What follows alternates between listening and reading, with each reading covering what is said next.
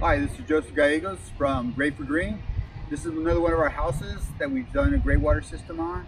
It was fully paid for by the city under a rebate program, meaning that they wanted to replace the lawn for a drought-tolerant landscape, and that included the irrigation system of a Greywater system as compared to utilizing a drip system. Now, let's talk about this landscape.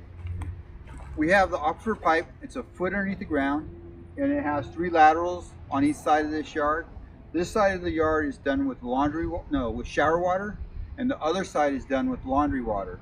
So we divided it up in 2 different sections because there was enough water in the position of where the shower was on this side of the house and the laundry was on that side of the house. So now let's take a look at the filter system for the shower that's over here on the side.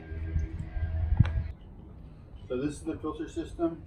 The bathroom is right back there, but we run the pipe underneath the house and it pops out right here on this 3-way valve. And then from here it goes into the filter. And the filter is a 2-stage filter where you have the filter box on the top with holes on it, and you have the bottom as a surge tank. Let me see if I can. That's what the filter looks like inside there. And then this just caps on like that, and that's it. And from there, the water goes down into a PVC pipe, goes out into the yard, and then is distributed in the aquifer pipe, that whole area. Click on the description below to find out where to buy the products. We also have links to instructions to how to build a Greywater system. Be sure to subscribe to our channel and like this video.